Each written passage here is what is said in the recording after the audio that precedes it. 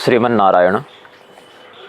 विनय झा के प्रकरण में जो विवाद चल रहा है, यद्यपि हमने उसे आमंत्रित तो नहीं किया था, लेकिन यह विवाद स्वयं चलकर हमारे दरवाजे तक आया है, तो हम इसका आतिथ्य अवश्य करेंगे।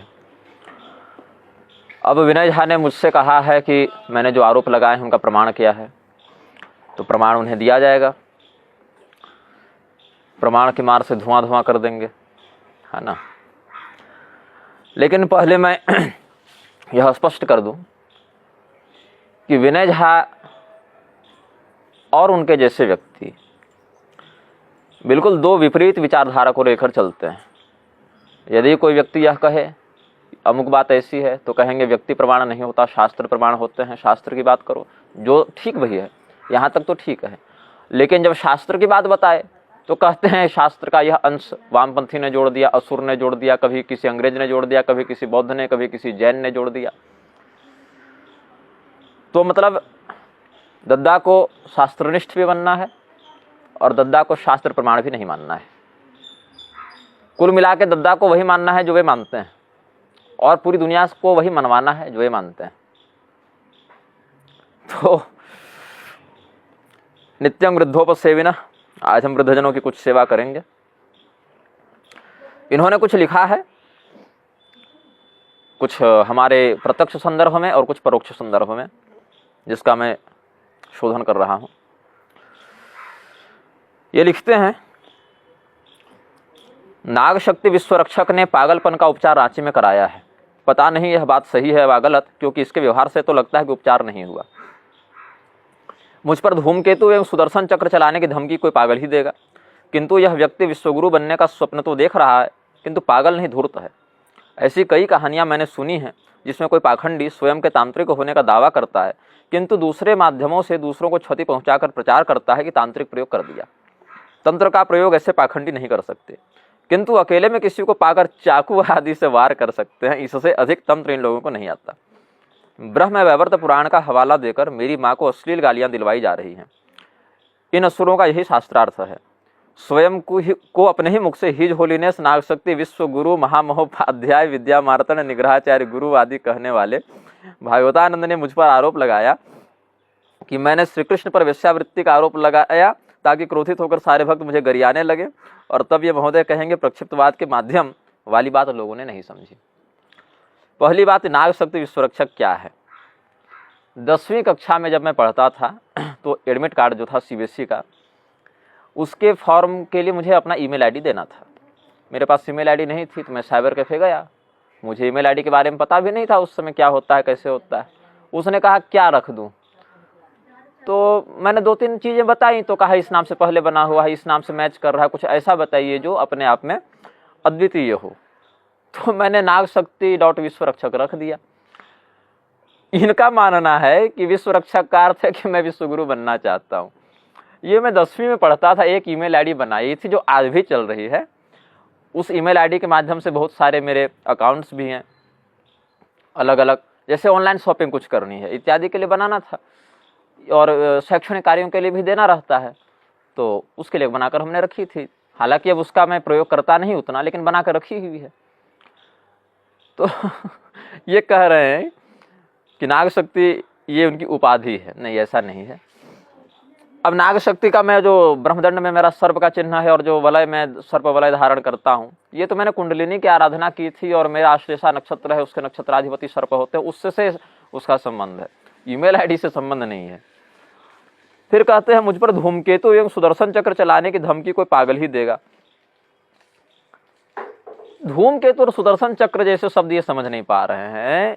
इनको लोगों ने दुर्वासा की उपाधि दे रखी है, जो ब्लॉग इत्यादि करते रहते हैं। सैकड़ों लोग हैं जिन्होंने कहा कि मैंने बस एक प्रश्न किया मुझे ब्लॉक कर दिए, मैंने बस प्रणाम कर दिया मुझे ब्लॉक कर दिए, मैंने कुछ पूछ दिया तो मुझे ब्लॉक कर दिए।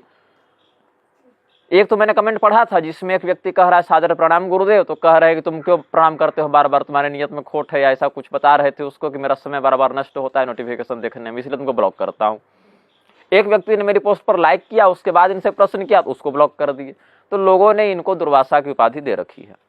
दुर्वासा मुनि के ऊपर भागवत महापुराण के कल्प की कथा के अनुसार सुदर्शन चक्र ने अम्बरीश की रक्षा वाले प्रकरण में प्रहार किया है। तो मैंने कहा कि ये दुर्वासा है तो मैं इनके लिए सुदर्शन बनूंगा, आज मैं धूमकेतु नहीं रहूंगा, आज मैं सुदर्शन बनूंगा। उसको ये समझ रहे हैं कि मैं इनको गला काटने की धमकी दे रहा हूं। धूमकेतु शब्द सबसे पहले मेरे लिए रामभद्राचार्य ने प्रयोग किया था, और वो स्वयं को सूर्य बता रहे थे और अपने मेरे को धूमकेतु, मुझे धूमकेतु बता रहे थे।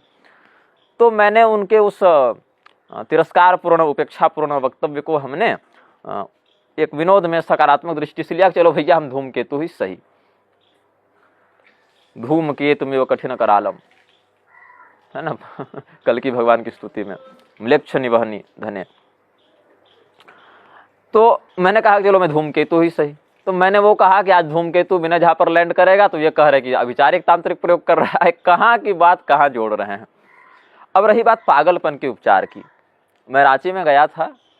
कांके के क्षेत्र में दो हैं, एक केंद्रीय सरकार का और एक राज्य सरकार का। राज्य सरकार का रिनपास है और केंद्रीय सरकार का है CIP। तो वहाँ मैं जब गया था तो पागलपन के इलाज के लिए नहीं गया था, मुझे बाइपोलर डिसऑर्डर की बचपन से समस्या है, द्विध्रुवी विकार जिसको हिंदी में कहते हैं।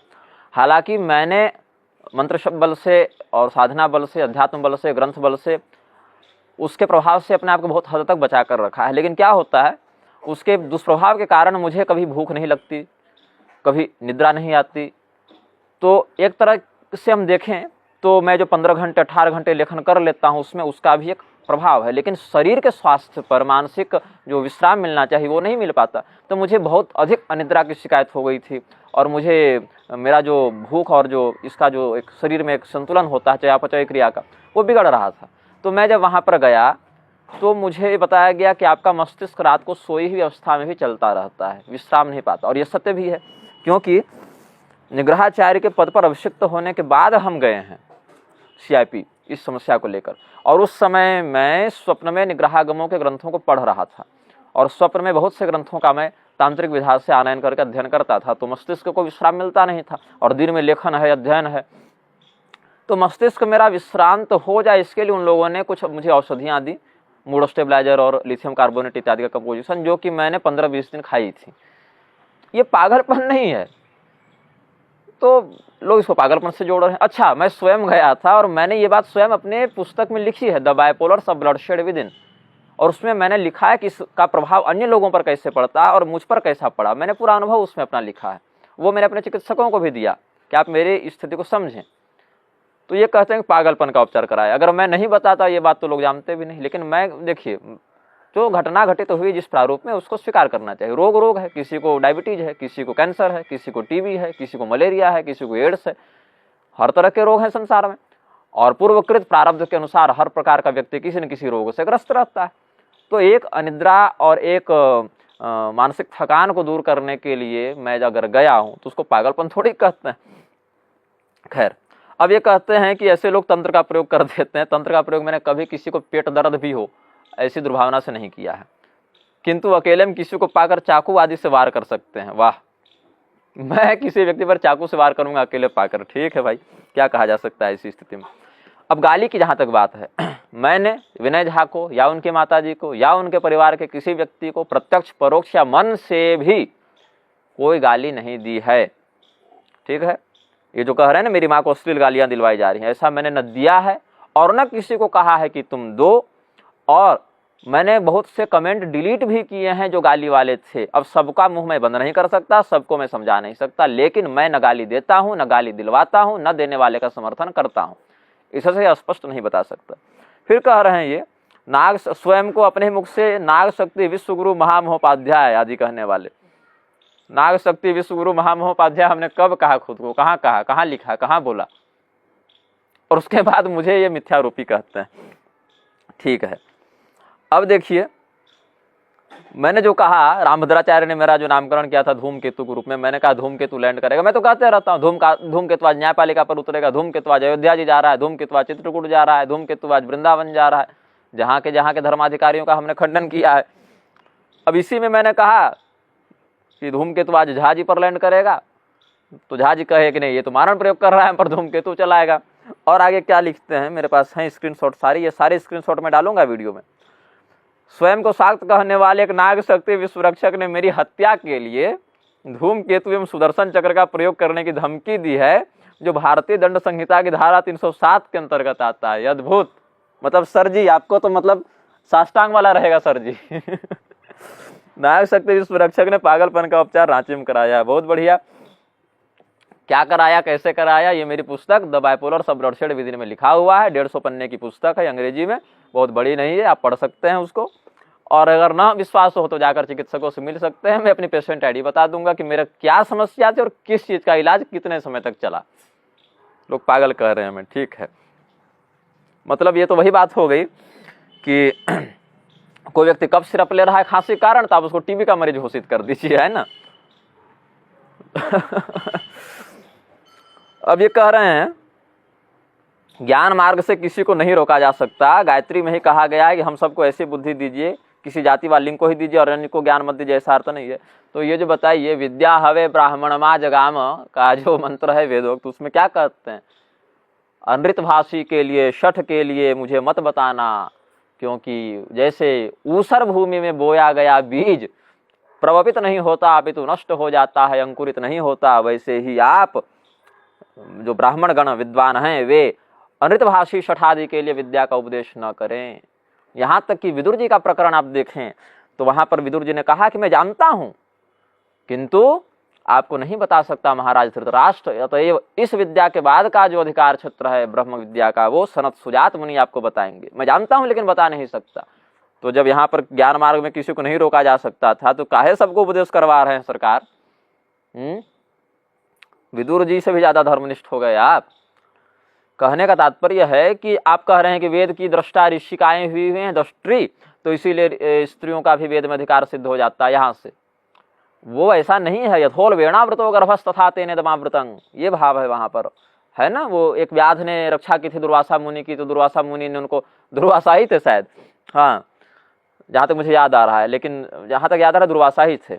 अब देखना पड़ेगा वामन में है कि वराह पुराण में है, बहुत पहले पढ़ा हुआ था, 5-7 साल पहले का एक ऐसे अध्ययन स्वाध्याय में मिला था। तो उन्होंने उस व्याध को वरदान दिया है कि चलो तुम्हारे अंदर समस्त ज्ञान स्वयं प्रस्फुटित हो जाएं, तो उसमें हो गए प्रस्फुटित। जैसे धर्म व्याध के आप जीवन में देखें तो अपने स्वकर्म का आचरण करने मात्र से उसको तत्व सिद्धि हो गई थी, तुलाधार अवश्य को हो गई थी, शुभा ब्राह्मणी को हो गई थी। तो इस प्रकार से ये कोई ज्ञान मार्ग में जो अधिकार हो, कैसे स्वकर्मणा तमभ्यर्च्य सिद्धिं विन्दति मानव, उस तत्व सिद्धि की प्राप्ति के लिए अपने कर्म का आश्रय व्यक्ति को लेना चाहिए ना। तो ज्ञान मार्ग में सबका अधिकार ऐसा भी आप नहीं कर सकते, क्योंकि भगवान स्वयं कहे हैं, क्या कहे हैं, इदं ते ना तपस्काय ना भक्ताय कदाचन न चाशुश्रूषवे वाच्यं न च मां योऽभ्यसूयति। तो ज्ञान मार्ग में भी अधिकारी और अनधिकारी का तो विद्या है ब्राह्मण माजगाम इत्यादि श्रुतियों से सिद्ध हो जाता है। किसके लिए है, कितने समय के लिए है, किस कालखंड के लिए है। ये नहीं कि ब्राह्मण भी है तो आपको 16 वर्ष के बाद जनेऊ करा के वेद पढ़ा दीजिए उसको, ऐसा भी नहीं। किस व्यक्ति के लिए, किस परिस्थिति के लिए, किस परंपरा के अनुसार और किस कालखंड में किस प्रयोजन से वह ज्ञान सफल अथवा विफल होता है, इसकी शास्त्रोक्त मर्यादा ग्रंथों में निश्चित की गई है। अब भारतीय दंड संहिता की धारा 307 लगवा रहे हैं हम पर। हमने धूमकेतु सुदर्शन चक्र कह दिया तो इनको लगा गला काटेगा ये। मैंने हाँ अब यह महोदय आपराधिक गतिविधि पर उत्तर आए हैं। क्या लिखते हैं, महिषासुर के भक्तों के विरुद्ध कई वर्ष पहले भी हमने लिखा। मैं महिषासुर का भक्त हूँ। देखिए महिषासुर के साथ अभी क्या है ना, वामपंथी लोग उसकी पूजा करवा रहे हैं स्वतंत्र देवता के रूप में और भगवती की निंदा कर रहे हैं, भगवती को कुवचन कह रहे हैं। इसका तो मैं पहले से विरोध कर रहा हूँ। जो भगवती के प्रति वेश्या शब्द का इन्होंने प्रयोग किया था दुराचारियों ने, तो हमने निरुत्तर तंत्र के आधार पर तंत्रोक्त वेश्या का वर्णन किया। वहाँ तीर्थों की मिट्टी का वर्णन है और कैसे निरुत्तर तंत्र में वेश्या का क्या अर्थ बताया तांत्रिक परंपरा में, वो हमने लिखा भी है। मेरी पुस्तक अमृत वचन में प्रकाशित भी है। अमृत वचन की निःशुल्क PDF ऑनलाइन उपलब्ध भी है, आप जाकर पढ़ लें। कोई मैं पैसा तो मांग नहीं रहा आपसे। अब ये कह रहे हैं कि यह युवक 25 वर्षीय युवक भागवतानंद असत्यवादी है, अतः शास्त्रार्थ के योग्य नहीं है। सही बात है, हम काहे शास्त्रार्थ के योग्य रहेंगे। रामभद्राचार्य भी हमको शास्त्रार्थ के लिए योग्य नहीं समझते, आप भी नहीं समझते। और ये लिख रहे हैं, इसको भ्रम है कि नेट पर आपराधिक गतिविधि सुदर्शन चक्र द्वारा गला काटने की धमकी, धूमकेतु चलाना आदि क्षम्य है। ये धूमकेतु और सुदर्शन चक्र के शब्द में ये भ्रमित हो गए, क्या समझेंगे शास्त्रों को और पुराणों को। अब क्या कहते हैं, आप जिस वीडियो को प्रामाणिक मानते हैं वह आपके तथाकथित आचार्य की 100% झूठी बकवास है। जो बातें मैंने कभी नहीं कही वे बातें मेरे नाम पर बक रहे हैं और खंडन का नाटक करते हैं। मेरे मांगने पर भी मेरे तथाकथित बात का प्रमाण देने के लिए वे तैयार नहीं है। ऐसा किसी को इन्होंने लिखा है ना। और कहने का मतलब है कि मेरे आचार्य मतलब मेरी कही बात 100% झूठी बकवास है। अब मैं इस बकवास का थोड़ा पोस्टमार्टम कर देता हूँ। ये प्रमाण मांग रहे हैं तो प्रमाण पर भी हम आते हैं। अब कहते हैं भागवतानंद कभी प्रमाण नहीं दे सकेगा क्योंकि वह भगवान को गालियां पढ़ता है, मैं नहीं। ठीक है, मैंने भगवान को गालियां पढ़ी हैं। भगवान कृष्ण वेश्यावृत्ति कर रहे हैं ऐसा आरोप ये प्रक्षिप्तवादी ब्राह्मणों के नाम पर लगा के और कह रहे हैं और गाली हम देते हैं। ठीक है भाई, हाल में ही ब्रह्मा जी को नहीं मानने वाली बात उसने लिखी है। मैंने कहा ब्रह्मा जी को मैं नहीं मानूंगा। मैंने कहा कि कदाचित ब्रह्मदेव भी शास्त्र विरुद्ध वार्ता करें तो मैं ब्रह्मदेव को न मान के शास्त्र को मानूंगा। नगण्य मणय ने बिना शास्त्रम चतुर्मुखम, ये हमने श्लोक बोला है कि शास्त्र से रहित ब्रह्मा को मैं नहीं मानूंगा। ये पूरी बात तो बताएंगे नहीं। ये मैंने अभी नहीं लिखी है, ये मैंने 2020 में लिखी थी जब मैंने रामभद्राचार्य के विरुद्ध लिखा उत्तरकांड प्रसंग एवं संन्यासाधिकार विमर्श। तब हमने लिखा है नगण्ये मणये नैव न मन्ये गणये नैव बिना शास्त्रम चतुर्मुखम। ब्रह्मा जी भी यदि शास्त्र रहित हो जाए तो मेरे लिए वह अमान्य होंगे, यह हमने कहा। तो ये क्या कहते हैं कि हाल में ब्रह्मा जी को नहीं मानने वाली बात उसने लिखी है। और महिषासुर को शिव कहा, जिसका अर्थ यह है कि दुर्गा देवी ने शिव जी का वध किया। मैंने महिषासुर को शिव नहीं कहा है, शिव जी का अवतार कहा है। दोनों में अंतर होता है। अवतार के कई प्रकार हैं, कलावतार, अंशावतार, आवेशावतार, पूर्णावतार, परिपूर्णतमावतार, कहीं कहीं ज्ञानावतार का भी उल्लेख है, जैसे वेदव्यास जी और भगवान हंस इत्यादि ज्ञानावतार हुए हैं। तो ऐसी बकवास कई वाममार्गी असुर बहुत पहले से करते रहे, हम असुर हो गए। ठीक है, अब इनके लिए हम कहते हैं आगे, पूरे ये क्या लिख रहे हैं, पूरे विश्व का भला यह युवक चाहता है किंतु विश्व है किसका अपना भला इसको करने ही नहीं देता।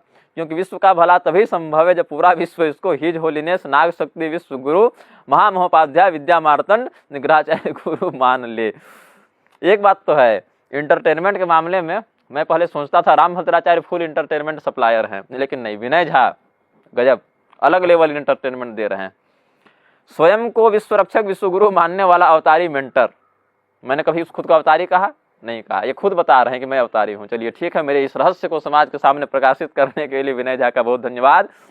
अपनी त्रुटियों को देख लेने पर अपने मानवपन का बोध, यह मनोरोग वाला बाइपोलर रोग है जिसका कारण है इसके पिता द्वारा विश्वरक्षक विश्वगुरु बनाने का प्रशिक्षण। मेरे पिता हमको प्रशिक्षण दे रहे हैं कि तुम विश्वगुरु बनो ना।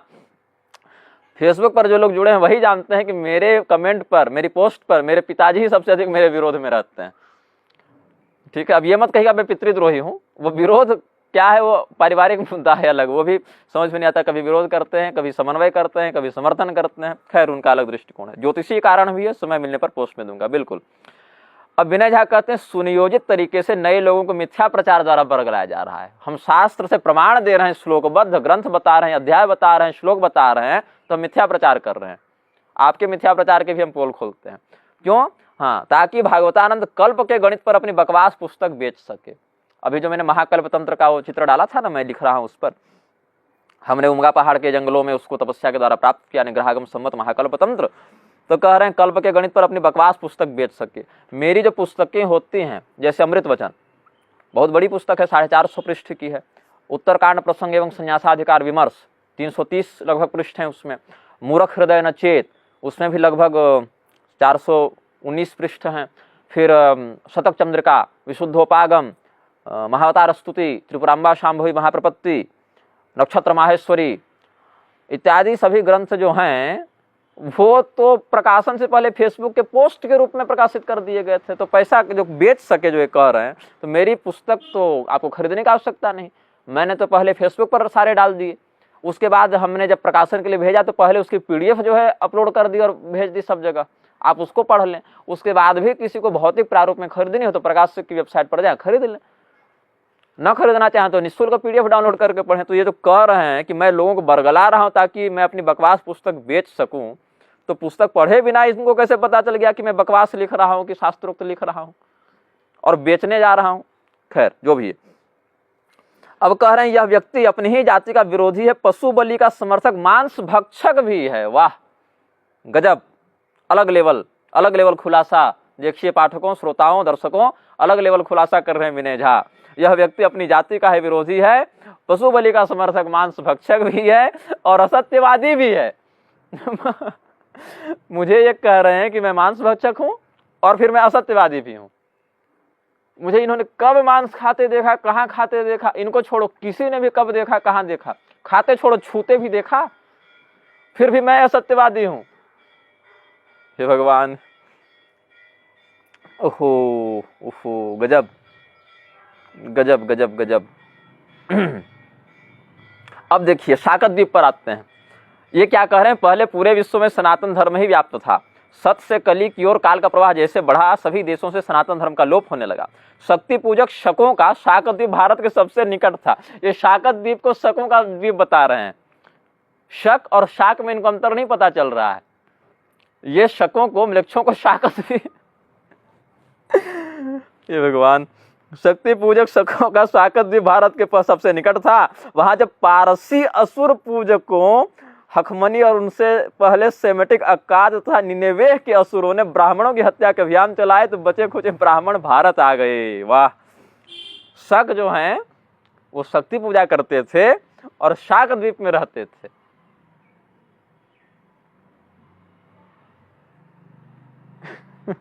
अरे मुझे वो परेश रावल याद आ रहे हैं, क्या गुंडा बनेगा रे तू, वही वाला डायलॉग यहाँ चिपकाने मन कर रहा है, वो मीम फ्यू मोमेंट्स लेटर। अब देखिए क्या हुआ। अब देखिए ये क्या कहें, शक्ति पूजक शकों का शाकत द्वीप भारत के सबसे निकट था, जहां पारसी असुर पूजक, तो मतलब ईरान बताना ये चाह रहे हैं। ठीक है, आगे कैसे है? चर्च के आदेशानुसार ज्योतिषियों को मैजिक के आरोप में जिंदा जलाया जाने लगा। श्री कृष्ण ने मग ब्राह्मणों को मग देश भेजा था। मग देश कहाँ है भाई? और श्री कृष्ण ने मग ब्राह्मणों को मग देश भेजा था कि वहां से बुलाया था? क्या पढ़े हैं आप? साम्य पुराण में, भविष्य पुराण में देख लें, श्री कृष्ण ने भेजा था कि बुलाया था? इजराइल में वे मग विद्वान मग देश से गए थे। चलो अब हम इजराइल भी चले गए, जो अखमणी असुरों से पहले पारस और कुर्द देशों में आर्य राज्य था। महिषासुर अर्थात असुर महत को पूजने वाले पारसी। अच्छा, महत को महिष कहां से बनाइए? महत और असुर में संधि करेंगे तो महिषासुर बनेगा। तो का शकार किस सूत्र से बनता है? हम तो नहीं पकड़ पा रहे कहां से महत को महिष बना रहे हैं और महिष से महिषासुर बना रहे हैं और फिर उसको माहिष्मति घोषित करेंगे। अब ये हमको लग रहा है विनय झा पिछले जन्म में भानुमति थे, भानुमति ने कुनबा जोड़ा, कहीं का ईंट कहीं का रोड़ा। महिषासुर मतलब असुर महत को पूजने वाले। पारसी अखमणी राजा अपनी सगी बहन से विवाह करते थे, जिसके कारण उनको ब्रेन ट्यूमर की आनुवांशिक बीमारी ग्रस्त करती थी। इस वंश के, और क्या है अक्षमणी? अक्षमणी का अर्थ है अक्षमणी मतलब आंख मणि अर्थात दिव्य चक्षु। मणि मतलब मन को पढ़ने वाला दिव्य रत्न। मणि मतलब मन को पढ़ने वाला दिव्य रत्न। मणि मतलब मणि मतलब मन को पढ़ने वाला दिव्य रत्न जो दिव्य दृष्टि देता है। क्या गप मारी है एकदम, वाह! आप चंपक क्यों नहीं ज्वाइन कर लेते चचा? इस वंश के सबसे प्रसिद्ध राजा ने अपना नाम जर्क्सियस रखा, जो ग्रीक शब्द है। भाषा विज्ञानी विनफ्रेड लेहमान की पाठ्य पुस्तक में मैंने पढ़ा था। जय हो! कैसे इन्होंने भाषा विज्ञानी लिखा? हम तो चाहते थे ये लिख दे महर्षि विनफ्रेड लेहमान, लेकिन यही लिखा। चलो, जिसमें जर्क्सियस का वास्तविक उच्चारण था क्षयार्ष, अर्थात ऋषियों के आर्ष धर्म का क्षय करने वाला असुर। मतलब कि मूर्खों को और मूर्ख बना बना के ये व्यक्ति स्वयं का आज तक विद्वान बनाते जा रहा था। तो हमको अब होश हो रहा है, हम जब पढ़ना शुरू किए तब। क्या गप मारी है, अद्भुत गप मारी है, लेकिन गजब लेवल गप है। हाँ, अक्षमणि का अर्थ है आंख की मणि, और मणि मतलब मन को पढ़ने वाला दिव्य रत्न। और भाषा विज्ञानी विनफ्रेड लेहमान ऐसा बता रहे हैं, वो प्रमाण हो गए। विनफ्रेड लेहमान प्रमाण है, लेकिन पुराण प्रमाण नहीं है, क्योंकि उसमें लंपट ब्राह्मणों ने मिलावट कर दी ना इनके अनुसार। पहले हम मग देश में थे, नहीं, श्री कृष्ण ने हमको मग देश भेजा, मग ब्राह्मणों को। फिर मग विद्वान मग देश से कहाँ गए? इजराइल गए। और उससे पहले कहाँ से हम लोग? पारसी असुरों ने जब हमारी हत्या की शाक द्वीप में, जहां शक्ति पूजक शक रहते थे। का फूक के लिखे हो चचा, गजब फूके हो। लेकिन और हमको कहते कि ये मांस भक्षक और असत्यवादी है। खैर, अब देखिए आगे विनय झा और क्या लिखते हैं। इनकी पोस्ट में खोलता हूं अभी। वाम मार्गी आसुरी संप्रदाय की दुर्गा पूजा में महिषासुर को सदाशिव कहकर उसका वध करने का मंत्र पढ़ा जाता है। ताकि महिषासुर मरकर शिव में प्रवेश करके तीनों लोगों सहित दुर्गा पर भी आधिपत्य जमा ले। यही विचार आज जिहादियों में देखी जाती है, जो जन्नत की हूरों को पाने के लिए मरने के उतावले रहते हैं। आगे चौखंभा के ग्रंथ का ये संदर्भ दे रहे हैं वर्षकृत्य में, और कह रहे हैं कि पृष्ठ 119 से 184 तक वर्षकृत्य के प्रथम खंड में शाक्त दुर्गा पूजा की विधि सविस्तार दी गई है, जिसमें पृष्ठ 159 पर महिषासुर के ध्यान का निम्न वाक्य मिलेगा। महिषासुरम ध्यायेत ओम महिषस्त्वं महावीर शिव रूप सदाशिव अतस्तांग पूजयिष्यामि क्षमस्व महिषासुर। अर्थात हे महिषासुर, तुम महावीर शिव रूप सदाशिव हो, अतः तुम्हें पूजता हूँ, क्षमा करो हे महिषासुर, वह तुम्हारा वध करने के लिए। फिर आगे और भी मंत्र दिए हैं, कह रहे हैं कि जिन हिंदुओं को जिहादियों की तरह जन्नत में हुरे चाहिए, वे महिषासुर बन के उपरोक्त विधि से अपना स्वर्गवास करा सकते हैं, किंतु जन्नत में क्या मिलेगा इसकी गारंटी मैं नहीं कर सकता, क्योंकि ऐसे जन्नत का मुझे अनुभव नहीं है। इनका मानना है कि शाक्त लोग असुर थे, वामपंथी थे, उन्होंने ऐसा जोड़ दिया। चचा, कालिका पुराण पढ़े हो, उसमें भगवान ने मार्कंडेय मुनि को खुद ही बताया है कि रंभ ने वरदान मांगा शिव जी से कि आप 3 जन्म हमारे बच्चा बने, हमारे पुत्र के रूप में आए, तो भगवान शिव ने तथास्तु भी बोला है। कालिका पुराण का 60वां अध्याय देख लीजिए, कहीं पढ़े तो होंगे नहीं, कहा कि आपको तो विनफ्रेड बाबा से फुर्सत नहीं है, तो वेद व्यास को कहाँ से पढ़ेंगे आप? विनफ्रेड बाबा से फुर्सत रहे तब ना, और वेबर की डिक्शनरी से फुर्सत रहे तब तो आप पढ़ेंगे ना शास्त्र। अब क्या लिखते हैं, जुग अटपट भेल जुग लटपट भेल, पोथी पुराण सब खटपट भेल, बचपन में दादी के मुंह से यह मैं मैथिली कहावत सुनता था। इसके आधार पर ये बना रहे हैं कि शास्त्र प्रक्षिप्त हैं, क्या कि दादी अम्मा इनको कहावत सुना गई थी। ईसा पूर्व 2478 से ईसा पूर्व 1750 के बीच भैंसे के सिंह धारण करने वाले महिषासुर नाम के 2 राजवंशों के प्रबल साम्राज्य 728 वर्षों तक रहे, जिन्हें स्कंद कुमार को पूजने वाले जनपद के नेतृत्व में सनातनी जनपदों ने और दूसरी बार देवी दुर्गा के उपासकों ने नष्ट किया। दोनों कथाओं का सार महाभारत में 2 पृथक अध्यायों में है। इस महिष पूजक साम्राज्य की राजधानी माहिष्मती अब मुर्दों का टीला कहलाती है, मुआ यो दड़ो, उसको मोहनजोदड़ो कहते हैं, जहां विशाल राजप्रासाद एक मौर्यकालीन बौद्ध स्तूप के नीचे, जिस कारण उसका उत्खनन संपन्न नहीं हो सका। यह तथ्य इसको ये तथ्य मानते हैं। यह तथ्य फिनलैंड और रूस के अन्वेषकों की रिपोर्ट पे मैंने पढ़ा था। इनका पूरा ज्ञान जो है ना, ये लक्ष्यों के आधार पर है। ये बंदा मैं बता रहा हूँ, ये खुद ही वामपंथी लग रहा है मुझे। अब इसने जितने रेफरेंस दिए हैं सब के सब लक्ष्यों के दिए हैं, और गाली ब्राह्मणों को देता है कि ब्राह्मण लंपट है, उन्होंने जोड़ दिया। तो किसने बताया? तो विनफ्रेड ने बताया, तो फिनलैंड ने बताया, तो रूस के अन्वेषकों ने बताया। वहां हमने ये तथ्य पढ़ा था। मतलब कालिका पुराण में 60वां अध्याय में महिषासुर को शिव जी का अवतार बताया गया, ये तथ्य नहीं है। इनको फिनलैंड और रूस और विनफ्रेड और कहां कहां जाना, वहां से ये तथ्य खींच कर लाएंगे। तो अभी तक हमने जाना कि विनय झा के अनुसार शक जो थे, म्लेच्छ शक, जिनको विक्रमादित्य ने मारा था, वो शक्ति पूजक शक शाकत द्वीप के रहने वाले थे, और वो शाकत द्वीप से हम लोग भगा दिए गए। ठीक, वो पारसी वहां थे शाकत द्वीप में भी। अब क्या कहते हैं कि शाकत द्वीप अब कहाँ है? अब आगे देखिए। तो मान लेते हैं कि चलो शाकत द्वीप तो यहाँ है, लेकिन नहीं, अब विनय झा खुद ही अपनी बात से पलटेंगे। जैसे रामभद्राचार्य ने 117 पृष्ठ तक बालकांड के 2, 3, 4 सर्ग से मेरा खंडन किया, और वहां जाके कह दिया कि ये सर्ग भी मैं नहीं मानता, ये प्रक्षिप्त है, तो खुद अपनी बात से पलट गए। वैसे विनय झा को भी मैं बता रहा हूं कैसे झूठ के पुलिंदा है। क्या कहते हैं? अब शाकत द्वीप तो एक द्वीप है, सप्तद्वीपवती पृथ्वी का। तो क्या कहते हैं? वेदों और पुराणों में इसे हमारी पृथ्वी से भिन्न आकाशीय पृथ्वी कहते थे, जिसके वरुणारणव समुद्र में 7 ग्रहों वाले सप्तद्वीप हैं। मतलब कि जो 7 ग्रह हैं वो 7 द्वीप हैं। मतलब ये ईरान वाला कैंसिल हो गया आपका, ये अर्थात ये शाकत द्वीप तो नहीं। तो भैया हम तो प्लेनेट ट्रेवलिंग करके, इंटर गैलेक्टिक ट्रेवल करके हम आए हैं आपके पास। तो ये तो पहले आपको लग रहा था यहाँ तो जहाँ शक्ति पूजक शक रहे थे वो शाकत द्वीप है। अब कहते नहीं, 7 ग्रहों वाले सप्तद्वीप हैं।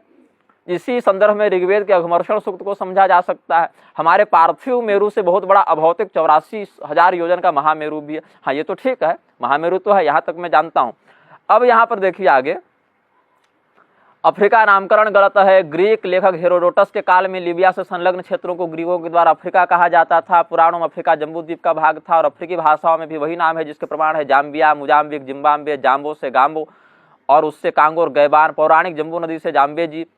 अब कह रहे हैं जम्बू द्वीप ही नहीं बल्कि समूची पृथ्वी का मूल मेरु था है, किंतु कलयुग में भूगोल विस्मृत हो जाने से पृथ्वी का मूल कहीं कैलाश तो कहीं अर्बुद पर्वत को माना जाने लगा। चलिए ठीक है, अब तो सब बहुत अच्छी बात। पुराणों में अफ्रीका जम्बू द्वीप का भाग था, ठीक भाई, हम तो मानते हैं। ये जितना भूगोल हमें दृश्यमान क्षार लवण से आवृत दिख रहा है समुद्र से, वह जम्बू द्वीप है, ठीक है। तो भैया जब पूरा भूगोल आप जम्बू द्वीप मान रहे हैं तो काहे को शकों को सागर द्वीप में बैठा के ईरान घोषित करवा रहे हैं? अफ्रीका तक आपका जम्बू द्वीप था, लेकिन ईरान तक आपका जम्बू द्वीप नहीं था, वहां सागर द्वीप आ गया। जहां पारसी थे वहां जम्बू द्वीप नहीं था, वहां सागर द्वीप आ गया और अफ्रीका तक जम्बू द्वीप फैल गया आपका। कहना क्या चाहते हो भाई? और फिर एक जगह लिखते हैं कि 7 ग्रहों वाले सप्तद्वीप हैं, मतलब सागर द्वीप यहाँ नहीं, उसके लिए क्रौंच, पुष्कर इत्यादि फिर यहाँ आप सिद्ध नहीं करेंगे, उसके लिए अलग अलग ग्रहों में बैठाएंगे। बहुत बढ़िया। अब क्या कहते हैं हाँ, केवल पृथ्वी चक्र में यह विधि कार्य नहीं करती क्योंकि उसका ब्रह्मस्थान पृथ्वी के सतह का केंद्र नहीं। आगे कहते हैं हाँ, नक्षत्र कक्षा जिसका आवर्त 60 वर्षों का है तक विस्तृत है, जिसमें 7 दिव्य ग्रहों के बीच सप्त दिव्य द्वीप और सप्त दिव्य समुद्र हैं। मतलब 7 ग्रहों के बीच में 7 दिव्य द्वीप हैं और सप्त दिव्य समुद्र हैं। तो चलो दिव्य है तो दिव्य चक्षुषा पश्य होंगे वो, न कि चर्म चक्षुषा दृश्यमान होंगे। लेकिन क्या कहते हैं अब चलो 1600 योजन व्यास वाली हमारी पृथ्वी से भिन्न भागवत पुराण के अनुसार 50 करोड़ योजन वाली विशाल पृथ्वी है, जिसमें 7 अर्णव और 7 द्वीप हैं। अब ये जो सप्तद्वीपति पृथ्वी मानते हैं उसको 50 करोड़ योजन वाली मानते हैं। तो 50 करोड़ योजन वाली जो पृथ्वी है वहां पर जो है जो भागवत महापुराण में कहा वहां पर तो स्वर्ग इत्यादि लोगों को भी गिना। आप तो सप्तद्वीपति मही में 50 करोड़ निपटा दिए। 50 करोड़ योजन के बाद तो अलोक क्षेत्र कहा, जो मनुष्य गम्य नहीं है, लोकालोक पर्वत की परिधि के बाहर। तो अलोक जब वो चला गया वहां तक गम्य ब्रह्मांड की सीमा बता रहे हैं भगवान, आप तो वहां तक पूरी पृथ्वी कह रहे हैं। और कहा कि जिसके समानांतर ऊपर और नीचे छाया ग्रहों के सिवा 7 ग्रहों की कक्षा है। तो इनके 3 पोस्ट को पढ़ने से मुझे ज्ञात हुआ। एक जगह कहते हैं कि अरे भैया सागर द्वीप तो पड़ोस में था, अपना ईरान ही तो सागर द्वीप था। एक जगह ये कह रहे हैं, फिर कह रहे नहीं सागर द्वीप क्या है ना, ये 7 ग्रहों के बीच में जो समुद्र है और द्वीप है वो है। फिर कहा नहीं 7 ग्रह थोड़े, वो तो 50 करोड़ योजन ब्रह्मांड वाले में सप्तद्वीपति पृथ्वी का परिमाण बताया गया है। तो इनको खुद ही नहीं पता है कि सागर द्वीप कहाँ था। लेकिन कहना क्या है कि नहीं, शक्ति पूजक शकों ने जहां पर निवास किया वह सागर द्वीप है। अलग लेवल खुराफात चल रही इनके दिमाग में। फिर इनको कहना है कि हम ही जो जानते हैं सो ठीक है।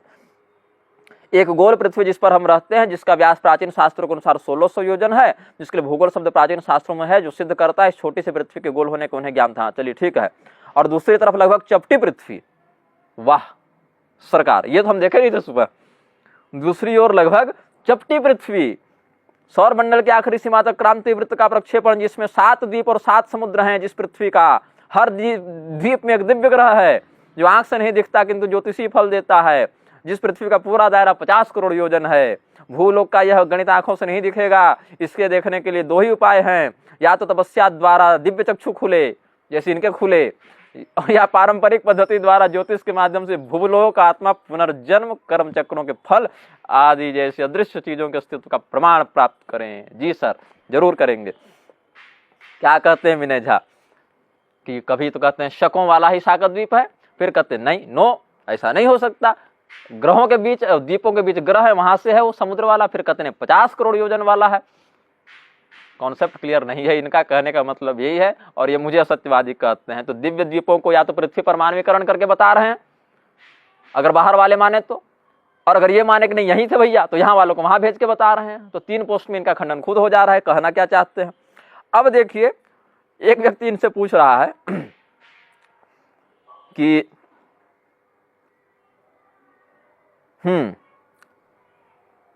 बगलामुखी का एक इन्होंने लिखा था ना, वो मैं खोज रहा हूं अभी जरा। एक व्यक्ति ने पूछा, कोई सरलेश बंसल है, लिंग बगलामुखी सर्वदुष्टा नाम जो मंत्र है भगवती का, उसमें कहा इसका अर्थ क्या? कहते यह संपूर्ण बुद्धि के नाश का मंत्र है। वाम मार्गी शाक्त पद्धति हिंसक प्रयोगों में आती रहती है। काम क्रोध लोभ मोह अहंकार आदि पाप पूर्ण लक्ष्यों की पूर्ति हेतु प्रयुक्त होती रहती है। यद्यपि सात्विक स्वभाव के लोग ऐसे मंत्रों का सात्विक प्रयोग भी करते हैं, किंतु ऐसे मंत्र मूलतः तामसिक होते हैं। सबूत है मंत्र का पूरा अर्थ। यदि केवल दुष्ट बुद्धि के नाश का ही सात्विक अर्थ होता तो वाक मुख पांव आदि को स्तंभित करने का अर्थ क्यों होता? यही कारण है मैंने इनको पूरा मंत्र उद्धृत करने को कहा। विनय झा उस उच्च कोटि का मूर्ख है, मुझे कहने में कोई संदेह नहीं है, जिसको आगम परंपरा का 1 पैसा ज्ञान नहीं है, लेकिन बोलना इसको सब विषय पर है। मैंने भगवती बगलामुखी के परंपरा प्राप्त मंत्र को ग्रहण किया, उसकी सिद्धि की, उसका प्रयोग किया मेघस्तंभन आदि के लिए। बाद में भगवती ने मुझे ध्यान में आकर आदिष्ट किया कि तुम शक्तियों का लौकिक प्रदर्शन मत करना, तब मैंने उसको बंद किया। इसको इतना होश नहीं है कि किस मंत्र का क्या अर्थ है। यहाँ स्पष्ट कहा सर्व दुष्टा नाम, तो यहाँ केवल दुष्ट बुद्धि का नाश करने का अर्थ न लगाकर यह व्यक्ति कहता है कि संपूर्ण बुद्धि के नाश का मंत्र है, और शाक्त पद्धति हिंसक प्रयोगों में आती रही है। यह व्यक्ति स्पष्ट रूप से संप्रदाय द्रोह करता है और मुझे बताता है कि मैं सत्यवादी हूं। संसार के सभी दुष्टों के नाश का अर्थ नहीं, मंत्र का प्रयोग करने वाले के साथ जो दुष्टता कर रहा है उसके नाश का मंत्र है। ठीक है, तो दुष्टता के भगवान भी कहे सदरक्षणाय खल निग्रहणाय, और यह भी कहा परित्राणाय साधनम विनाशाय च दुष्कृताम। तो क्यों नहीं कह रहे हो कि वैष्णव भी हिंसक प्रयोग करते थे? समझ में आता कुछ नहीं इस व्यक्ति को, कहता क्या है समझ में आती नहीं बात। कभी कहता है शाकद्वीप ईरान में है, कभी कहता है किसी ग्रह में, कभी कहता है 50 करोड़ के बीच में है। होश इसको है नहीं कौन सा द्वीप कहाँ है, बताना इसको सब है। उसके बाद कह रहे हैं कि ये मंत्र जो गलत है, मंत्र का ये अर्थ होना चाहिए, इसका ये अर्थ है। कभी मंत्रोद्धार, यंत्रोद्धार, वर्णोद्धार को आगम परंपरा से पढ़े हो कि हर जगह बकवास करती चलनी है? सब जगह हम ही जानते हैं जो। और अगर प्रमाण दो शास्त्र से तो कहता है कि नहीं ये तो बाद में लंपट ब्राह्मणों ने घुसा दिया। तो किसने बताया? तो उसने रूस वाले ने बताया, तो फिनलैंड वाले ने बताया, तो यहाँ वाले ने बताया। मैं मानता हूं आप बाल ब्रह्मचारी हैं, बहुत पढ़े लिखे हैं, लेकिन काम कर नहीं रहा है सही से आपका। थोड़ा सा शांतचित्त होकर काम कीजिए और दूसरे को तिरस्कृत करने की प्रवृत्ति छोड़िए। अब एक जगह इन्होंने कहा, क्या कहा? हाँ, अब बताता हूं इनका दो बहुत बढ़िया से इनका मैं ज्ञान अभी बख्शा उधेड़ता हूं इनके ज्ञान की। एक कहां पर इन्होंने कहा है, मैं खोज रहा हूं जरा। हाँ, उपाधियों के बारे में। ये उपाधियां कलयुग की देन है। वेदों में कहीं भी ब्रह्मर्षि महर्षि आदि नहीं मिलेंगे, मतलब वेदों में महर्षि शब्द इनकी दृष्टि में नहीं है। अब हम बताते हैं वेदों में कहाँ ब्रह्म महर्षि शब्द है। ठीक है, उसका भी मैंने प्रमाण संग्रह करके रखा है।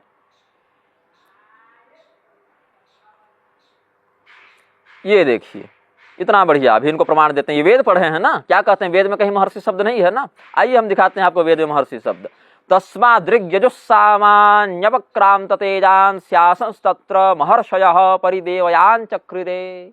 महर्षयः परिदेवयान चक्रिरे। गोपथ ब्राह्मणम पूर्व भाग प्रथम प्रपाठक प्रणवोपनिषद में भी आया है। हुआ वेद प्रमाण महर्षि शब्द आया वहां पर, यही वेद पढ़े हैं आप। दक्षिणामूर्ति उपनिषद देखिए, शुरू में ही ब्रह्मावर्ते महाभाण्डीरवटमूले महासत्राय समेता महर्षयः सौनकादयस्तेह समेत्पाणयस्तत्व जिज्ञासवो मार्कण्डेयं चिरंजीविनम् उपसमेत्य पप्रच्छुः केन त्वं चिरंजीवसि केन वारंदमनुभवसीति। अब देखिए परमात्मकोपनिषद अनुवाक 7। नीलस्य वा सुरेन्द्रस्य यस्मिन् नित्यम् अवस्थितिः तस्मान् नीलगिरिं नामावदंस्ते तं महर्षयः। अथर्व परिशिष्ट देखिए आप 1:38-4। ये देवत्वं पुण्यकृतोभिचक्रिरे ये चापरे ये च परे महर्षयः अर्चामि सूनुर्यमराजगान पितृशिवाः क्रियाः कृणुतां च नो मघा। नारद परिव्राजकोपनिषद जो इतना बड़ा वैदिक साहित्य है, हमारा प्रमाण है संन्यास के लिए, जिसके आधार पर हमने रामभद्राचार्य का खंडन भी किया है। उसका पंचम उपदेश देखें, प्रतिष्ठा सुकरी विष्ठा समागीता महर्षिभिः तस्मादेरांग परित्यज्य कीटवद पर्यटेद्यति। नारायण पूर्वतापनीयोपनिषद की श्रुति देखिए, सनकादिभिः संसेव्यं स्तूयमानं महर्षिभिः ब्रह्मादिभिः सदा ध्येयं ध्यात्वा नारायणं विभुम्। बृहज्जाबालोपनिषद देखिए, विरजा नलजं चैव धार्यं प्रोक्तं महर्षिभिः औपासन समुत्पन्नं गृहस्थानां विशेषतः। अथर्व परिशिष्ट का 23:13-5 देखिए, पात्रा नाम तो प्रसंगेन यदम यत् परिकीर्तितं सायं प्रातस्तु होमांगम पुरा दृष्टं महर्षिभिः। और ये क्या कहते हैं कि वेदों में कहीं महर्षि शब्द नहीं मिलेगा। यही वेद पढ़े हैं, 5-5 7-7 प्रमाण तो आपके सामने दे दिए, और भी खोजने से और मिलेगा। अभी मेरे पास इतना उपलब्ध था तो दे दिया, इतना ही मत समझिएगा। तो क्या कहते हैं, ये उपाधियां कलयुग की देन है। हाँ, अरे भैया इतना समझ लेता कि महाभारत काल में भगवान श्री कृष्ण ने गीता बोली है, वहीं कह दिया महर्षिणाम भृगुरहम्। इतना ही पढ़ लेते कम से कम आप। इतने बड़े विद्वान हैं, लोग हमको बता रहे हैं कि तुम अभी विनय झा को नहीं जानते हो। सही में नहीं जानते थे, हम पढ़ने लगे तब जाने कि ये क्या बवंडर बचा के रखे हुए हैं। ठीक कहा आपने, हम नहीं जानते थे विनय झा को, हम तो विद्वान समझते थे। ये तो बवंडर वाले निकले, कुछ भी आ एकदम परी कथा काल्पनिक बता रहे हैं। कह रहे हैं कि महिषासुर के भैंसे सिंह धारण करने वाले 2 राजवंश थे, उनमें एक का स्कंद जनपदों का एक स्कंद के उपासकों ने, एक दुर्गा के उपासकों ने किया, इसीलिए महाभारत में 2 अलग अलग अध्याय में बता दिया। मतलब 1750 ईसा पूर्व में आप जिसका अंत मान रहे हैं उसको महाभारत में फिर बाद में यानी जोड़ दिया लोगों ने, या फिर वेद व्यास ने उसके बाद लिखा महाभारत। मतलब अपने ग्रंथों में 1 पैसा इस व्यक्ति के निष्ठान है, न वेद में, न पुराण में, न महाभारत में। वृक्षों के ग्रंथों का आश्रय लेकर सनातन का ये व्याख्यान करता है और कहता है कि हम विद्वान हैं। उसके बाद मैं असत्यवादी हूं। ये व्यक्ति महिषासुर कौन था? मैंने लेख में बताया ना, एक महिषासुर जो रंभ का पुत्र था, उसकी वंशावली देखें। ब्रह्मा के पुत्र मरीचि, मरीचि के पुत्र कश्यप, कश्यप की पत्नी दनु से जो रंभ हुआ उसका पुत्र हुआ महिषासुर, जो भगवान शिव का अवतार था। ऐसा कालिका पुराण के 60वें अध्याय में वर्णन है, जाकर पढ़ लेना, वेद व्यास जी का प्रमाण मानते हो तो। और जो अनुहलाद का पुत्र महिषासुर था, जिसका वध भगवान कार्तिकेय ने किया है, वो उसकी वंशावली देखिए। ब्रह्मा के पुत्र मरीचि, मरीचि के पुत्र कश्यप, कश्यप की पत्नी दीति से हुआ हिरण्यकशिपु, हिरण्यकशिपु की पत्नी कयाधु से हुआ अनुहलाद, और अनुहलाद की पत्नी सूर्या से हुआ महिषासुर। ये दैत्य कुल का हुआ, ये दानव कुल का हुआ। और अमर कोश में दैत्य दानवादी को भी देव योनि में परिगणित किया गया है। तो देव योनि का आप मानवीकरण करके बताए कि नहीं बताए? और दे प्रमाण आपको कि ये माहिष्मति में राजा थे और राजवंश थे और भैंसे के सिंह धारण करते थे, इसीलिए जब स्कंद और दुर्गा के उपासकों ने ध्वस्त किया तो महाभारत में लिख दिया कि स्कंद ने मारा और दुर्गा ने मारा। हम किसको प्रमाण माने बताओ, अगर सही घटना घटी होती तो? क्या कहना चाहते हैं आप? बिल्कुल एकदम कुछ भी प्रलाप करते जाते हैं, कहीं का कहीं जोड़ देते हैं, कहीं का कहीं तोड़ देते हैं। कोई शब्द उठा के शक से शाक को जोड़ दिए, शाक से कुछ को जोड़ दिए, उससे शक्ति को बने 100 मिल जाए तो आपको कहीं से कहीं जोड़ देना है। तो ऐसा नहीं ना, ये शास्त्रीय विद्वान का लक्षण नहीं है। मंत्र परंपरा का ज्ञान नहीं है, बगलामुखी के मंत्र में आप अभिषिक्त नहीं है, दीक्षित नहीं है, उसका पुरस्करण आपने नहीं किया, उसकी सिद्धि आपको नहीं है, उसके बाद आप जो है सो कह रहे हैं कि इसका ये अर्थ है, इसका ये अर्थ है। न मंत्रोद्धार का पता है, न वर्णोद्धार का पता है, न यंत्रोद्धार का पता है, न विनियोग का पता है, न प्रयोजन का पता है, न सपर्या विधान का पता है, न आवरण का पता है, न पंचांग पटल का पता है, लेकिन बोलना आपको सब पर है। तो जो आपका विषय है उस पर बोलिए ना। सब जगह क्यों अपना दिखाते रहते हैं कि हम क्या जानते हैं क्या नहीं जानते? हाँ, जानते हैं तो बोलिए, विद्वानों का काम है बोलना। नहीं जानते हैं तो चुप रहिए, जानकर बोलिए, पूछिए जो जानता है उससे। और नहीं पूछने की विनम्रता है तो कम से कम शांत रहना सीखिए, उस विषय पर बोलिए ही मत। कह दीजिए मेरा विषय नहीं है, मेरा कार्य क्षेत्र नहीं है, हर जगह आप ही को बोलना है। अब एक जगह क्या है ये कह रहे हैं, दोआब को ही द्वीप कह रहे हैं सागर द्वीप के संदर्भ में, जहां पर एक जगह ये लिखे हैं सिंधु कोई नदी नहीं है, जो हिंदू वाले शब्द पर रुकिए। हाँ,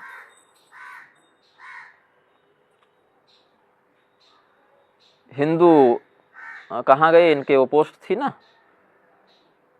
इसमें इन्होंने कहा है कि हिंदू शब्द जो है वो हमारे आक्रांताओं के द्वारा दिया गया शब्द। हाँ, मिल गया वो, 1 मिनट। जो लोग हिंदू शब्द का प्रयोग कर रहे हैं उनका विरोध नहीं होना चाहिए, क्योंकि आजकल हिंदू शब्द ही प्रचलित है, परंतु यह सहस्र वर्ष की दासता का परिणाम है। अभी हम लोग जो 1000 वर्ष से दास हैं कह सकते हैं, उसके लिए कह रहे हैं कि सहस्र वर्ष की दासता का परिणाम है हिंदू शब्द। मतलब हिंदू शब्द को ये शास्त्रीय नहीं मानते हैं, ठीक है। मतलब ये हमारी दासता का परिणाम है, ऐसा इनका मत है। लेकिन जब हम शास्त्रीय प्रमाणों की बात करें, अच्छा खैर आगे क्या कहते हैं, हिंदू आया कहां से फिर? तो हिंदू शब्द का प्राचीनतम प्रयोग आसुरी ग्रंथ जेंद अवस्था में है, जिसमें सप्त सिंधु को हप्त हिंदू कहा गया। जेंद अवस्था हमने भी पढ़ी है, आसुरी, अब मैं वामपंथी असुर नहीं हूं लेकिन पढ़ी है हमने। ऋग्वेद के अनुसार 3 सप्त सिंधुओं का एक चक्र है। वेद व्यास जी ने कौशिकी से सरस्वती तक आर्यावर्त वाले सप्त सिंधु को प्रधान माना। किसी नदी का नाम सिंधु नहीं था। सुषोमा नदी को कलयुग में पश्चिम के लोगों ने सिंधु कहना आरंभ किया। कलयुग में पश्चिम के लोगों ने सिंधु कहना आरंभ किया सुषोमा नदी को। निरुक्त में सिंधु का अर्थ सुषोमा भी बताया गया है, यह हमने पढ़ा है। सिंधु पुल्लिंग है और इसका अर्थ है समुद्र अथवा समुद्र की तरफ विशाल जलराशि, ठीक है, अच्छी बात है। सिंधु शब्द जो है वह समुद्र के लिए भी आया है, लेकिन नदी नहीं है सिंधु नाम की। सुषोमा नदी थी जिसको हिंदू सिंधु कह दिया, ऐसा इनका जो मत है। इसका भी मैं अभी पोस्टमार्टम करने जा रहा हूं। अब देखिए, मेरु तंत्र में भगवान कहते हैं हिंदू धर्म प्रलोप्तारो जायन्ते चक्रवर्तिनः हीनम च दूषयत्येव हिंदुरिच्युच्यते प्रिय। मेरु तंत्र के 33वें प्रकाश में आप देखें भगवान महादेव क्या कह रहे हैं कि कलयुग के जो चक्रवर्ती राजा होंगे वे हिंदू धर्म को मिटाने वाले होंगे, और जो अपने अंदर की हीनता का दोष का नाश करे वह हिंदू कहलाता है, ऐसा भगवान शिव कह रहे हैं। शिव जी की वाणी तो इनको माननी होगी नहीं, मेरु तंत्र में कह रहे हैं। इनको तो वहां से घुसाना है ना, जब तक कोई विदेशी रेफरेंस ये न दें तब तक इनका कहाँ शास्त्र बोध हो सकता है। इतने बड़े तपस्वी हैं कि इनको ऋषि महर्षि की वाणी प्रमाणिक लगती है। इनको कहीं फिनलैंड, रूस, ईरान, अफ्रीका वहां से लाना पड़ेगा ना, तब न दिखाएंगे कि मैं कितना बड़ा ज्ञानी हूँ। हमने एक पैर पर खड़े होकर अर्धरात्रि में गायत्री का जप किया कामाख्या के जंगलों में, महानदी में आकंठ निमग्न होकर जल में, और हमने गायत्री का जप किया, व्रत उपवासों से अपने शरीर को क्षीणकाय कर दिया। लेकिन हम शास्त्र को नहीं जानते, हम श्लोक देने के बाद भी असत्यवादी हो जाते हैं। विनय झा बिना श्लोक दिए, बिना शास्त्रीय प्रमाण दिए केवल कह देते हैं कि भैंसा का सिंह धारण करने वाला राजवंश महिषासुर कहलाता था, 1750 ईस्वी में उनको मारा गया है, और महाभारत में 2 अलग वर्णन है उनका। और कहाँ पता चला? तो भैया फिनलैंड और रूस वालों ने हमें बताया, और इनको प्रमाण मान लिया जाना चाहिए। लेकिन हम लोग प्रमाण नहीं हो सकते, क्योंकि हम तो भैया रांची में इलाज कराया है ना पागलपन का, इसीलिए हम कहाँ से प्रमाण हो जाएंगे। तो देखिए अब इसका भी हम समाधान कर देते हैं कि सिंधु कोई नदी है कि नहीं। तो इसके लिए हम बहुत सुंदर अभी आपको प्रमाण देंगे। मुंडकोपनिषद से सबसे पहले प्रमाण लीजिए। अतः समुद्राग्रयश्च सर्वस्मात् संयमते सिंधवः सर्वरूपा अतश्च सर्वा औषधयो रसश्च येनैष भूतैस्तिष्ठते ह्यंतरात्मा। यहाँ समुद्र और सिंधु दोनों का पृथक पृथक वर्णन किया गया, इसीलिए यहाँ पर समुद्र का अर्थ समुद्र और सिंधु का अर्थ नदी लेना चाहिए। सिंधवः सर्वरूपा, हर प्रकार की नदी को भी सिंधु कहा जाता है, यह मुंडकोपनिषद से सिद्ध होता है।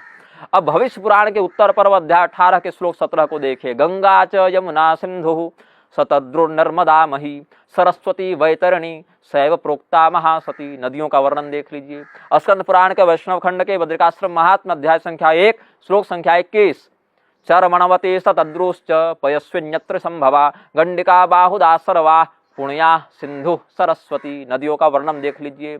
स्कंद पुराण के वैष्णव खंड के कार्तिक महात्म्य अध्याय 4 के श्लोक 24 से 27 तक देखिए, जहाँ तीर्थ गामी जो व्रती है उसके लिए किन किन नदियों में स्नान का विशेष महत्व बताया। सिंधु, पहली नदी सिंधु बताया।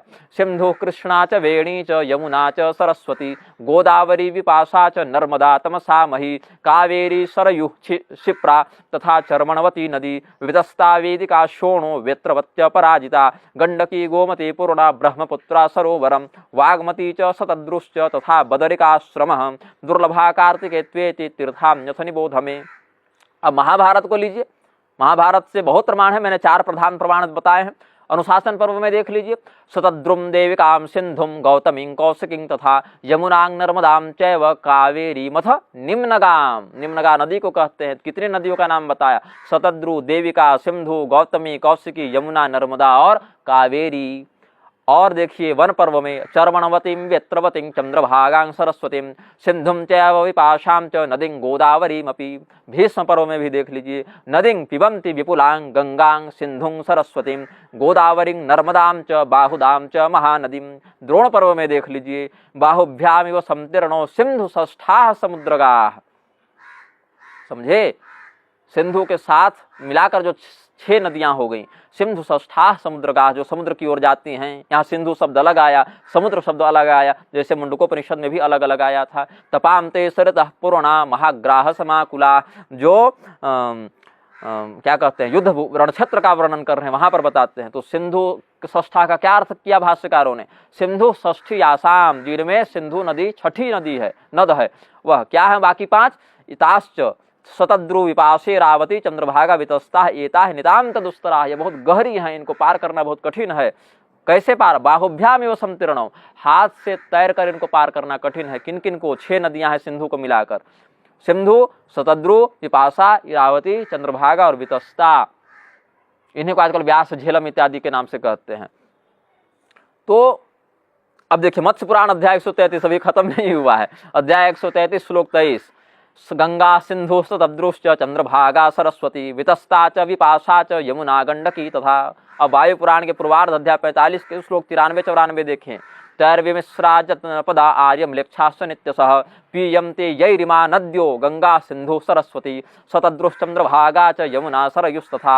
अब रामायण के प्रमाण देखिए। किष्किंधा के सर्ग 40 में जहाँ महाराज सुग्रीव अपनी वानर सेना को आदेश दे रहे हैं कि भगवती सीता जी की खोज में कहाँ कहाँ जाना है, वहाँ जहाँ नदियों का नाम बता रहे हैं, वहाँ कहते हैं कालिंदिं यमुनां रम्यां यामुनं च महागिरिं सरस्वतीं च सिंधुं च शोणं मणिनिबोधकम्।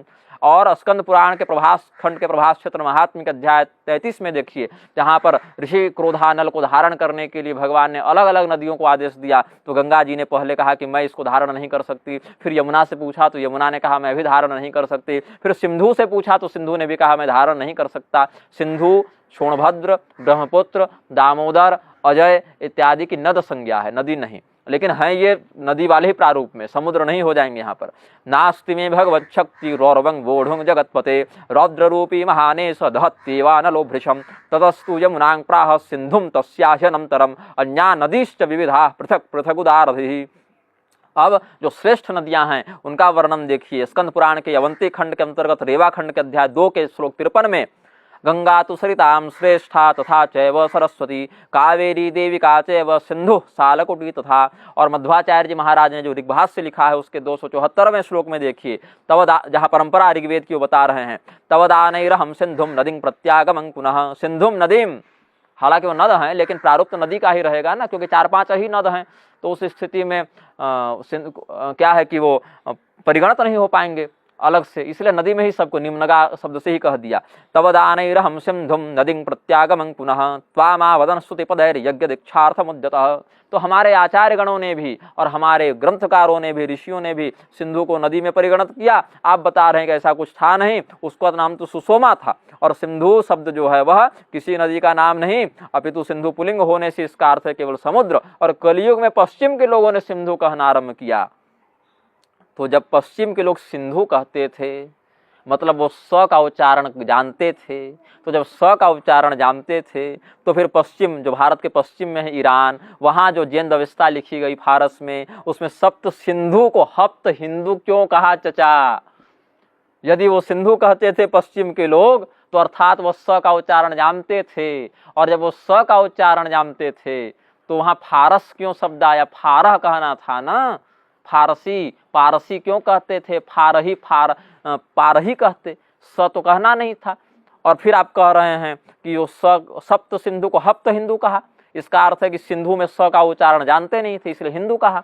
फिर अभी आप अगले ही 2 पंक्ति में कह रहे हैं कि सिंधु पश्चिम के लोगों ने कहना आरंभ किया, मतलब वो स का उच्चारण जानते थे। और फारस शब्द में, फारसी में तो स ही है, फारही तो नहीं कहते थे वो लोग।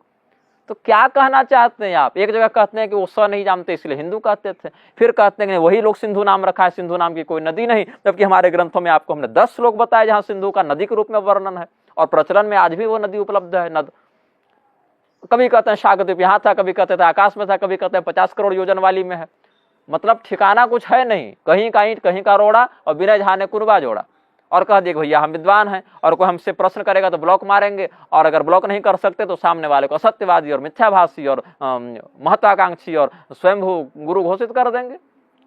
ऐसा नहीं होगा, सारा प्रमाण हमने दिया है आपको। अब थोड़ा सा शांत रहना भी सीखिए। देखिए बहुत मैं गंभीर बात अब कहता हूँ आपको, न मैं ज्ञानी हूँ न आप ज्ञानी हैं, समय होत बलवान। अभी मेरा समय चल रहा है, आप उड़ता तीर ले लिए, फंस गए। जब मेरा समय चला जाएगा, मैंने जाति स्मर सिद्धि से जाना, एक जन्म में मेरी एक आवाज पर 1000 लोग सेवा के लिए खड़े हो जाते थे, वह दिन भी हमें याद है, आज का दिन भी हमें याद है जब हमारे बैग उठाने के लिए हमें एक सेवक नहीं मिलता। तो ये परिवर्तनशील संसार है। एक समय था जब यह शरीर बिल्कुल स्वस्थ हुआ करता था, एक जन्म में सर्वांग सुंदर हुआ करता था, आज इस शरीर में नानाविध प्रकार की व्याधियां और अशुद्धियां व्याप्त हैं, यह भी हमने देखा। ये तो देह की अवस्था है। एक समय हमने यह भी देखा जब हमारे द्वारा प्रतिदिन सहस्त्र अयुत आदि स्वर्ण मुद्राएं दान कर दी जाती थी, और हमने आज का दिन भी देखा जब हमारे अकाउंट में 1000 रुपये नहीं रहते। तो धन का, ज्ञान का, यौवन का, शरीर का, प्रतिष्ठा का कोई पारमार्थिक उसका नहीं है, निरूपण किया गया है, पारमार्थिक सत्ता उसकी नहीं है। जिस दिन भगवान हमारे ऊपर से अपना वरद हस्त हटा लेंगे, उस दिन भीलन लूटी गोपिका वही अर्जुन वही बाण, सत्य इतना ही है झाजी। ना आप ज्ञानी हैं ना हम ज्ञानी हैं। बात इतना है, आप जो कहते हैं उसको शास्त्र से सिद्ध करने का प्रयास करते हैं, और मैं जो शास्त्र में सिद्ध है वह कहता हूँ, इतना ही अंतर है। यदि आपकी कही बात का शास्त्र से विरोध हो जाए तो आप कहते हैं शास्त्र में किसने मिलावट कर दी, गलत कर दिया, और मैं जो शास्त्र में कही बात है उसी को कहता हूँ, अतः हमें परिवर्तन की आवश्यकता नहीं पड़ती। इतना ही अंतर है हमारी शैली में। मैं यह नहीं कहता आप शास्त्र के प्रति निष्ठा नहीं रखते या आप दुराचारी हैं, ऐसा मैं नहीं कहता, लेकिन निवेदन करता हूँ शास्त्र की कही बात आप कहें, अपनी कही बात को शास्त्र से प्रमाणित करने का प्रयास न करें, और प्रमाणित करने का प्रयास करते हैं तो उसमें शास्त्र को महत्व दें, न कि विरोधाभास होने पर शास्त्र को ही छोड़ के रूस और फिनलैंड और विनफ्रेड और वेबर के पीछे चले। ऐसा नहीं होगा, ऐसा होना भी नहीं चाहिए। आपका बहुत नाम है, लोग आपको बहुत आदर के साथ देखते हैं, उसको बचाना या बिगाड़ना आपके हाथ में है। अब महिषासुर को कह रहे हैं कि महिषासुर का तो शाक्तों ने, वामपंथी असुरों ने, सब आपको असुर ही दिख रहे हैं। कालिका पुराण में भगवान ने बताया है मार्कंडेय मुनि को, मार्कंडेय भी असुर थे, भगवान भी असुर थे, वेदव्यास से लिखने वाले भी असुर थे, सब असुरे थे। आप ही एक देवता बने हैं संसार में। बिना प्रमाण के, बिना कोई ठोस संदर्भ शास्त्रीय प्रमाण दिए 18 विद्यास्थान हमारे यहाँ है, कहीं 14 पुराण मत से, दार्शनिक मत से 18 और नैतिक मत से 32 मानते हैं। लेकिन उन विद्यास्थानों में किसी विद्यास्थान का तो प्रमाण आप देंगे? देना वो कुछ है नहीं। केवल शक शब्द से शाक जोड़ दिए, शाक से शाकद्वीप जोड़ दिए, तो यहाँ से वहां भेजा, वहां से यहाँ भेजा, पता आपको कुछ होता नहीं, कहना आपको सब पर है। ऐसा मत कीजिए, मैं निवेदन करता हूँ। आप वरिष्ठ हैं, ज्ञान वृद्ध हैं, आयु वृद्ध हैं, आश्रम में भी आप हमसे ज़्यादा निष्ठा रखते हैं, सर्व प्रकार से आप मुझसे इस मामले में श्रेष्ठ हैं। उस श्रेष्ठता को अशास्त्रीयता के माध्यम से हीन मत कीजिए, हमें कष्ट होता है। मैं कोई निजी राग द्वेष से आपसे लड़ने नहीं गया था। आप मुझे तरह तरह, अब मैं धूमकेतु और सुदर्शन शब्द का प्रयोग किया, उस पर आप धारा 307 लगवा रहे हैं। तो कैसे समझ में आएगी बात आपको? आप कह रहे हैं महिषासुर महास्मृति का राजा था, वहां पर जो है सो 2 भैंसे के सिंह धारण करने वाले लोग राज्य करते थे, तो जनपदों के आधार पर उनका संहार किया कार्तिकेय और दुर्गा को उपासकों ने, तो महाभारत में 2 अध्याय जोड़ दिए। क्या गप्प है ये? कोई और छोर है इस बात का? कोई सेंस बनता है इस बात का? तो क्या लिख रहे हैं, क्या बोल रहे हैं? मूर्ख व्यक्ति आपकी बात पकड़ेगा नहीं, विद्वानों की आप सुनेंगे नहीं। तो अपना एक आवरण बना लीजिए कि भाई ये हमारा संसार और इसके हम ज्ञानी, और इसमें हम जो कहें वही सही होगा। लेकिन इसके कारण आप यदि कुतर्क करते रहेंगे, आपने जो प्रमाण मांगे वो सारा स्क्रीनशॉट मैं इस वीडियो में अटैच करवाऊंगा। मुझे उतनी एडिटिंग तो नहीं आती, लेकिन प्रयास करेंगे सब हो जाए। उसके बाद भी यदि आपको भगवान सद्बुद्धि नहीं देते हैं और उसके बाद भी आप प्रलाप करते रहते हैं तो करते रहिए। मेरे पास उतना समय रहता नहीं है, मैं भी बहुत व्यस्त व्यक्ति हूँ, और मुझे अभी पौष नवरात्रि, गुप्त नवरात्रि में अपनी बहुत दीर्घकालीन साधना में व्यस्त भी होना है, और भी विषय मेरे पास पड़े हुए हैं। वो तो लोग भ्रमित ना हो, इसके लिए मैंने ये वीडियो बना दिया। अब बाकी आप जाने, आपकी बुद्धि जाने और आपके प्रारब्ध जाने। हम आपके मंगल की कामना करते हैं। श्रीमन नारायण।